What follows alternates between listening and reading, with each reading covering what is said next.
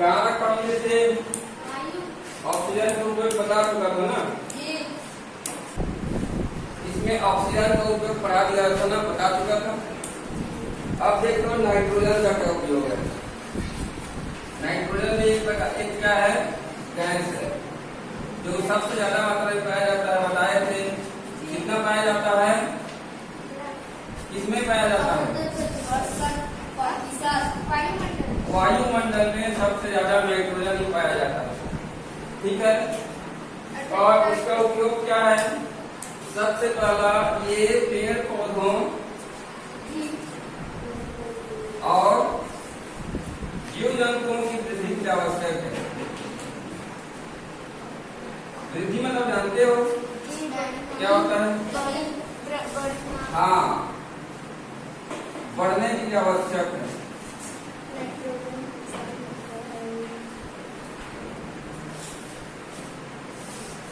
ठीक, दूसरा इसके बारे में तुम लोग विशेष जानते होगे, चिप्स खाते हो, कुरकुरे खाते हो, प्लास्टिक है, प्लास्टिक है, उसको नहीं बोल रहा हूँ। पैकेट खुला हुआ रहता है, जैसे ही फाड़ते हो तो वहां से हवा बाहर निकलता है ना, उसमें नाइट्रोजन गैस भरा होता है। चिप्स पैकेट में या और खाद्य पदार्थ में, चिप्स है, कुरकुरे है और अन्य खाद्य जो पदार्थों के पैकेट है, जैसे मूंग दाल है।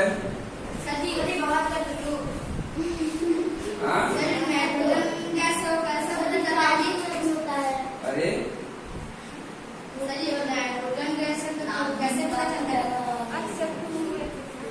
पैकेटों में भरा जाता है, क्यों भरा जाता है, क्यों भरा जाता है पता है, ताकि तुम्हारा चिप्स या कुरकुरे खराब ना हो, सुरक्षित रहे, कुरकुरे रहे, मत खाते वक्त मजा आए। ठीक है, इसीलिए उसमें कैसे पता चलता है नाइट्रोजन गैस, कंपनी उसमें नाइट्रोजन गैस डाला है तो चलता है पता है।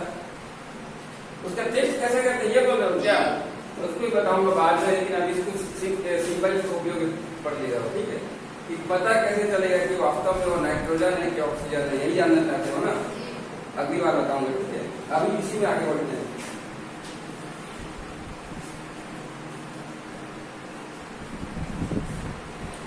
नाइट्रोजन और हाइड्रोजन जो है, नाइट्रोजन हाइड्रोजन क्या है जानते हो ना, ये भी क्या एक प्रकार का गैस है।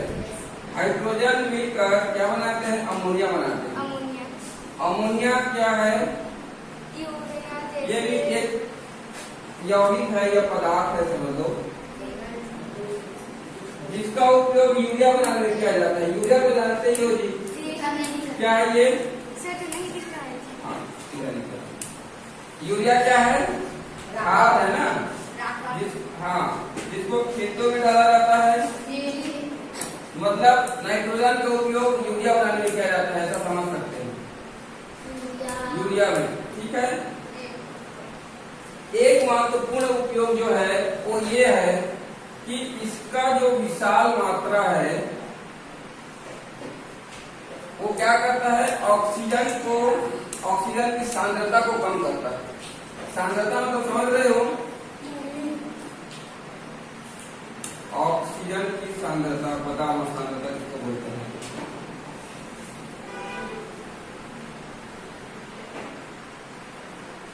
मतलब चूंकि नाइट्रोजन की मात्रा बहुत ज्यादा है, कितना है, 75% है, और ऑक्सीजन की मात्रा कितनी है, 21%।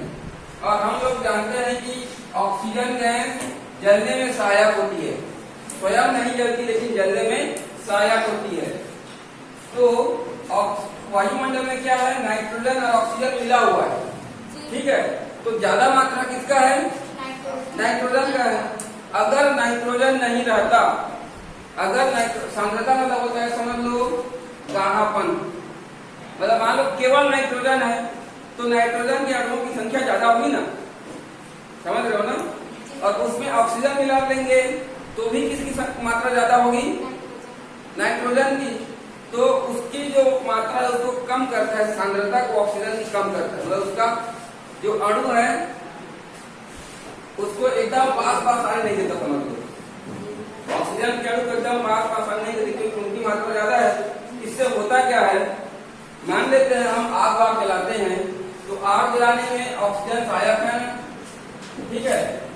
अगर हमारे वायुमंडल में नाइट्रोजन नहीं रहता, क्या नहीं रहता, नाइट्रोजन नहीं रहता, केवल ऑक्सीजन रहता, तो अगर हम किसी चीज को जलाते तो बहुत ही तेजी से जलता और बुझता नहीं, क्योंकि सब तरफ ऑक्सीजन इतना ज्यादा मात्रा में रहता कि उसको बहुत तेजी से जला देता, समझ रहे हो।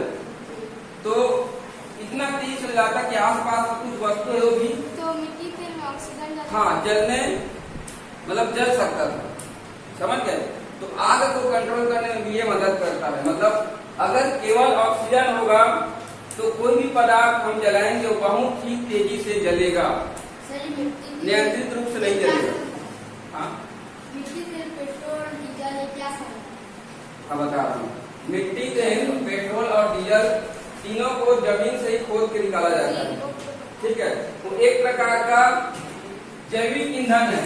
मतलब ये कि मान लो आज से 1 लाख साल पहले, मान लेते हैं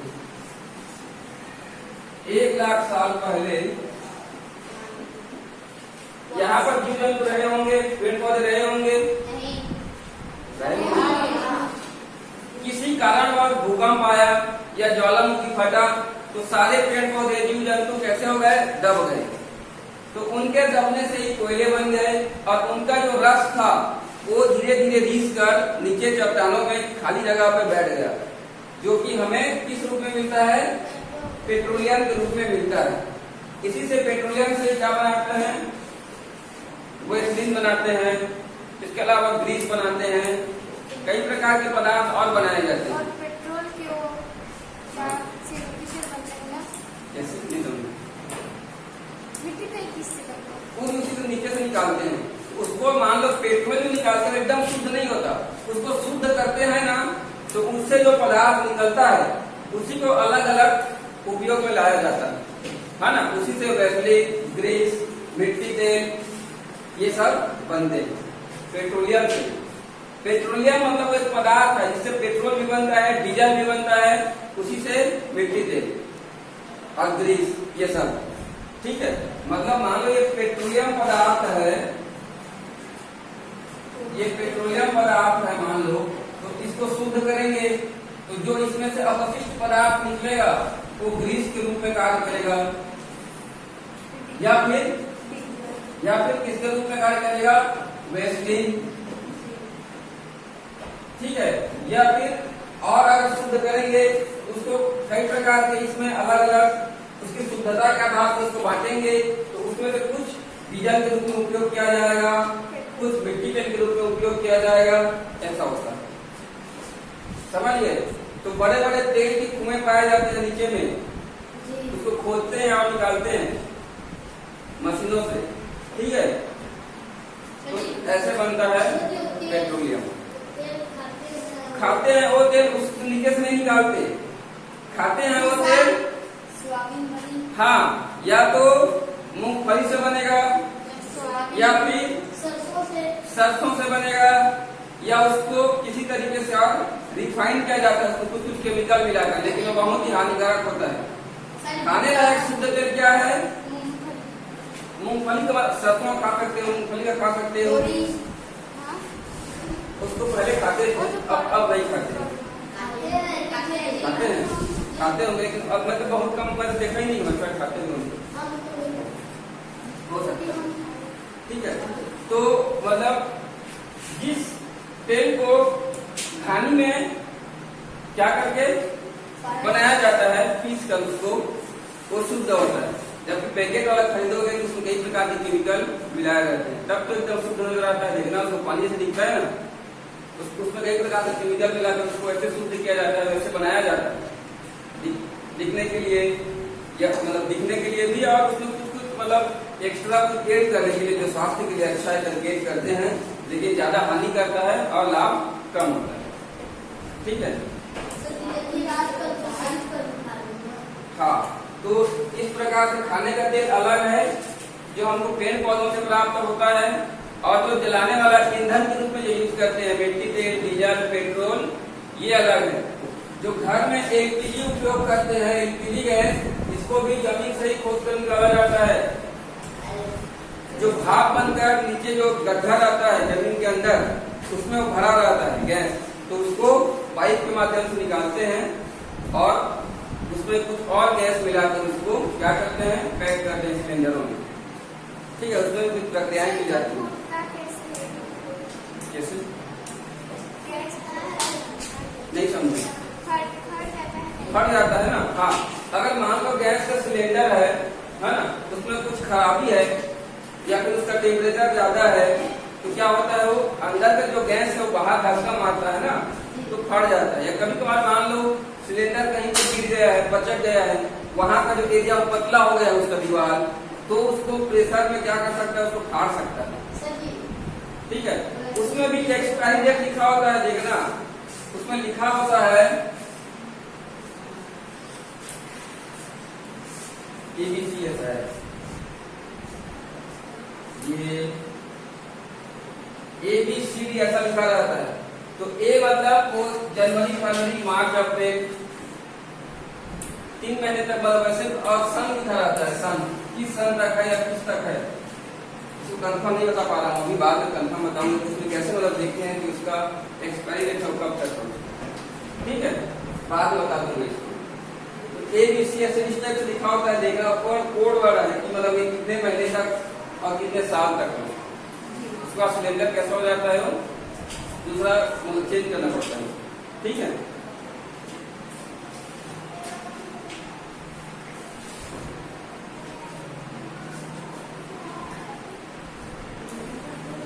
इतना समझ गए ना नाइट्रोजन के उपयोग या उपयोगी मान लो। सबसे पहला क्या है पेड़ पौधों जीव जंतुओं की वृद्धि के लिए आवश्यक है। दूसरा क्या है हाइड्रोजन के साथ हाँ नाइट्रोजन और हाइड्रोजन मिलकर अमोनिया बनाते हैं जिसका उपयोग यूरिया बनाने में किया जाता है। तीसरा ऑक्सीजन की सांद्रता को कम करता है ताकि कोई भी पदार्थ अचानक से तेजी से न जले नियंत्रित मात्रा में जले। अमोनिया भी एक प्रकार का गैस है ये NH3 का फार्मूला होता है। एक नाइट्रोजन और 3 हाइड्रोजन मिलकर अमोनिया बनाते हैं। ठीक है इसको बाद में पढ़ेंगे इसलिए नहीं बता रहा कि बनता कैसे है इसका भी फार्मूला है कैसे बनता है। ठीक है इसको आगे पढ़ोगे आगे क्लास में या फिर इसी बात में आगे रहेगा तो मैं डिटेल बता दूंगा कैसे बनते हैं ये नॉलेज। तो चिप्स खाओगे तो एक बार जरूर सोचना है कि मैं नाइट्रोजन भी खरीद रहा हूँ करके। ठीक है साथ में एक बार सभी जानते हो ना इसे बोलते हैं बताओ भाई का अर्थ है कि बढ़ के नहीं बताना है। ठीक देखो हवा हमारे लिए कितना महत्वपूर्ण है जानते हो और हवा में कौन कौन सी चीजें कितनी कितनी मात्रा में उपस्थित है अभी हम पढ़ लिए हैं है कि नहीं जी क्या बता सकते हो इसमें से कौन कौन क्या क्या है।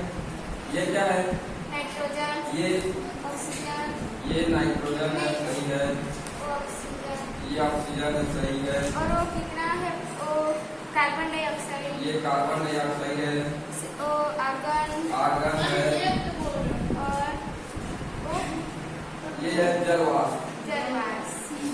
चलिए जल में क्या होता है ना जल में अरे जो हवा में पानी की मात्रा है उसको जल वाष्प बोलते हैं। हाँ वाष्प में क्या होता है भाप ही भाप जल वाष्प किसमें रहता है ये वायु में। तो और कुछ और अन्य पदार्थ भी पाए जाते हैं अलग अलग मात्रा में लेकिन ये मुख्य क्या है चीजें हैं या मुख्य गैसें हैं जो हवा में पाई जाती है। अगर इसके अलावा ऐसे कोई और गैस या ऐसी कुछ और चीजें हवा में मिल जाए जो हमारे लिए और अन्य जीव जंतुओं के लिए हानिकारक है तब हम बोलेंगे कि वायु प्रदूषित हो गई है या वायु प्रदूषण हो रहा है। मतलब ये जैसे कि हाँ बोलो गाड़ी से ना चलाते समय धुआं हाँ। निकलता है गाड़ी जो चलता है पाइप, वहां से जो धुआं निकलता है ना, उस पर बाद में चर्चा करेंगे कि कारण क्या है। पहले ये समझ लो कि हवा में अवांछित मतलब जिसको हम नहीं चाहते, और हानिकारक पदार्थों का मिलना क्या कहा जाता है, वायु प्रदूषण। मतलब हवा में किसी भी प्रकार का कोई भी हानिकारक पदार्थ मिले तो क्या कहलाता है, वायु प्रदूषण। अब हवा में कौन कौन से हानिकारक पदार्थ मिलते हैं, जरा बता सकते हो क्या? या हाँ, ये बता दो पहले कौन कौन से हानिकारक पदार्थ मिलते हैं हवा में, अब कहाँ से मिलते हैं, देखे होंगे। जैसे अभी एग्जाम्पल के तौर पर बताया, गाड़ी से निकलता है ना, तो वाहनों से जो निकलता है, क्या निकलता है, वाहनों से जो धुआं निकलता है, वाहनों से धुआं। और बस एक ही, और क्या है सर जो प्लास्टिक को जलाने से। हाँ, दूसरा है प्लास्टिक को जलाने से, प्लास्टिक जलाने से, लकड़ी जलाने से। हाँ लकड़ी जलाने से निकलता है, सही है। और टायर, बहुत बढ़िया, टायर जलाने पर, बस कपड़ा, हाँ चलो कपड़ा जलाने पर, चलो और हाँ बस में तो सब आ जाएगा, उसमें कपड़ा, कागज और क्या बोलते हैं, लकड़ी, बांस, ये सब आएगा जलाने पर, ठीक है। और इसके अलावा और ऐसी कौन सी क्रियाएं हैं, ऐसे कौन से कार्य हैं जिनसे हानिकारक पदार्थ हमारे वायु में मिलता है, सोच के बताओ। फैक्ट्री का धुआं, बैटरी का धुआं, फैक्ट्री का धुआं, सही है। उसको साफ करने का मशीन भी होता है। फैक्ट्री का धुआं, हाँ एकदम सही। लेकिन अभी वर्तमान में इसमें फिल्टर लगाते हैं, लेकिन सभी फैक्ट्री में फिल्टर नहीं लगा है। हाँ गाड़ी में धुआं सबसे बड़ा कारण जो बता दिए, फैक्ट्री का धुआं एकदम सही है। और इसके अलावा भी कुछ है क्या? हाँ सोचो ऐसा क्या करते हैं हम लोग जिससे धुआं निकलकर वायुमंडल में फैल जाता है।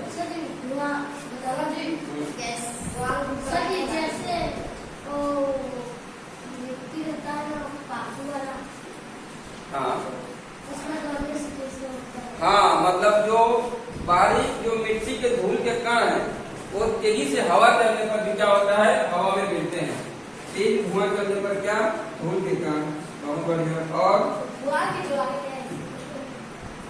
धूल के कण और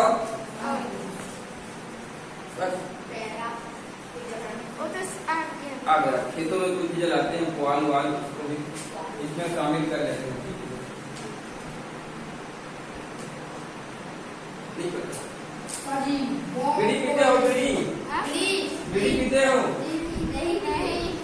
मस्तीना धुआं कुछ होगा। पटाखे जलाते हो?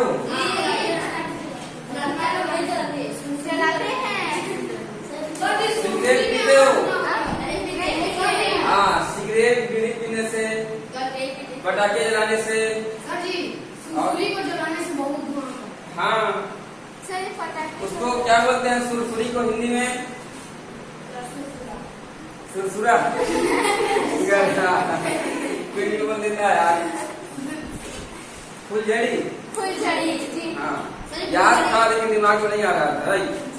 सही है। और हाँ ये भी सही है। और बताओ, कभी जंगल में आग लग जाता है, देखे हो कि तुम्हारे आंगन में लगा है क्या? हाँ, तो जंगलों में आग लगने से क्या होता है? हाँ सर जो एक बार किसान सर को देखे हो बांस ना, सूखा बांस चढ़ाते हैं तो उसमें एकदम सही। मान लो गर्मी के, वैसे अभी होता है गर्मी के मौसम में बांस सूखा हुआ है और हवा तेज चलता है, चढ़ाता है तो तेजी से आपस में घिसता है, तो गर्मी इतना ज्यादा बढ़ जाता है कि आग लग जाता है। ये भी एक कारण है। या दूसरा कारण ये है, मान लो भवानी गया है ना, जंगल साइड, बीड़ी पी के फेंक दिया, पिता होते जाते हैं हम लोग, ठीक है, नहीं पिता तो अच्छी बात है। अब बीड़ी जल रहा है, हल्का फुल्का फेंक दिया है कहीं पर, तो पत्ते में क्या होगा, वो धीरे धीरे जाएगा, पत्ता जलेगा, धीरे धीरे सूखी लकड़ियां जलनी शुरू हो जाएगी। हाँ, तो इस तरीके से आग लग जाता है। अभी देखे होंगे, सुने होंगे, पिछले साल अमेजन के जंगल में आग लगा था। अमेजन के जंगल में आग लगा था। हाँ, वहाँ की नदियों में बहुत बड़ा बड़ा सांप पाया जाता है, जिसमें सबसे बड़ा सांप एनाकोंडा है। कई हजार एकड़ का जो जंगल है वो जलकर राख हो गया। उसको हेलीकॉप्टर या एयरप्लेन से वहाँ पानी ले जाकर बुझा रहे हैं। डायनासोर कहाँ आ रहा है? एनाकोंडा सांप सबसे बड़ा है ना, जो अमेजन के जंगलों में नदियों में ही पाया जाता है। ठीक है, और इसके अलावा कुछ और होगा तो सोचो और बता देना। अभी आप लोग आगे बढ़ते हैं। ठीक, अब है क्या, अब हम लोग ये देखेंगे कि वायु प्रदूषण को कैसे माप सकते हैं कि कितना वायु प्रदूषित हो रहा है या कितना वायु प्रदूषित हुआ। ठीक है, ध्यान दो, यहाँ पर वायु प्रदूषण की माप कैसे माप सकते हैं पता है? हम लोग दो कागज ले लेंगे, व्हाइट पेपर पेपर या हाँ वही है ना कागज। दोनों कैसा पेपर है? व्हाइट पेपर, हाँ कोरा कागज है। ठीक है, एक के ऊपर साइड में, एक साइड में क्या लगा देते हैं पता है? वैसलीन। वैसलीन। दूसरा प्लेन ही रहेगा और ये हमारे पास रहेगा, मतलब पॉकेट में।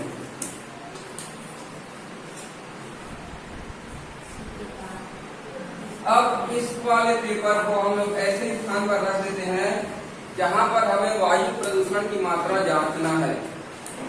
मान लो तुम्हारे गांव में या हमारे स्कूल परिसर में मान लो वायु प्रदूषण की मात्रा जांचनी है, तो हम इस पेपर को किसी जगह पर, धूल मत हो ऐसे ऊपर में, इस प्रकार रखते हैं कि वैसलीन लगा हुआ हिस्सा ऊपर।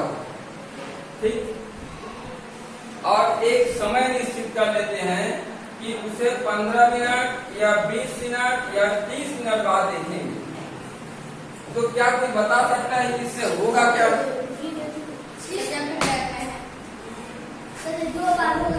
कोई बता सकते हो तो बताओ क्या होगा? क्या बोलते हैं, जो पेपर है वैसलीन, उसको ऊपर रख के छोड़ देंगे, आधा घंटा बाद देखेंगे तो क्या होगा? कोई बताते नहीं, मतलब जा रहा है करके मैं देख नहीं रहा, विचार जम गए। अच्छा आगे बताओ क्या होगा? काला रहेगा, बस केवल काला ही होगा। तो पता नहीं, हाँ, उसमें जो हवा है वो टच होगा और हवा में जो धूल के कण है वो मिक्स हो जाएगा। हाँ, धूल के कण मिक्स हो जाएंगे, चिपक जाएंगे उसमें ना। या फिर कोई धुआं का कण है, धुआं का कण भी क्या होगा? चिपक जाएगा। तो जितना ज्यादा चिपकेगा हम लोग ये मानेंगे कि उतना ज्यादा प्रदूषण वहां पर है। ठीक है, तो ऐसे हम कई स्थानों पर कर सकते हैं। मान लो एक स्कूल में कर देते हैं,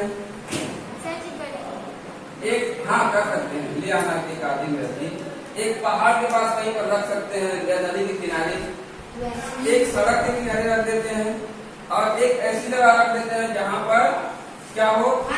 फैक्ट्री हो। वहाँ पर हाँ, ये एक तरीका है प्रदूषण को मापने का। ठीक, समझ गया ना? तो जिसमें ज्यादा चिपकेगा वहां पर प्रदूषण ज्यादा है। एक चीज ये क्लियर हो गया। दूसरा चीज ये कि उसमें किस प्रकार का या किस रंग का कण चिपका हुआ है। मान लो काले कलर का चिपका हुआ है तो हम अलग अनुमान लगा सकते हैं, भूरे कलर का चिपका हुआ है तो हम अलग अनुमान लगा सकते हैं, या फिर लाल कलर का कण चिपका हुआ है तो अलग अनुमान लगा सकते हैं। क्योंकि गाड़ियों और फैक्ट्रियों से निकलने वाले धुएं का कलर काला होता है तो हम जहाँ पर फैक्ट्री है वहाँ पर काले रंग की परत हमको देखने को मिलेगी। रोड के किनारे वाले जो पेपर है उसमें या तो भूरा या फिर लाल रंग के कण या का परत वहाँ जमा हुआ हमको दिखाई देगा। हाँ, लाल कैसे बता रहा हूँ, कई जगह की मिट्टी अलग अलग रंगों की होती है ना।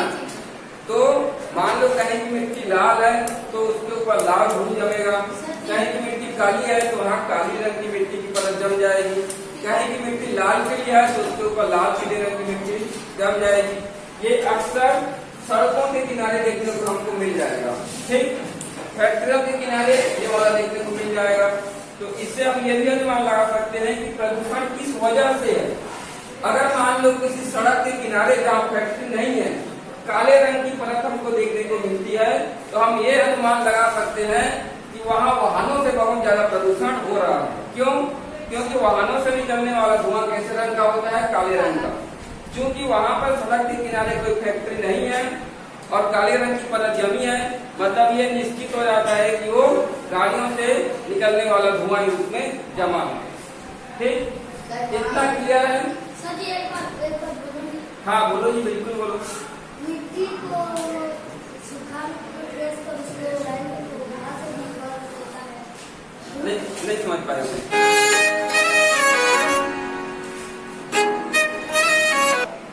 मिट्टी को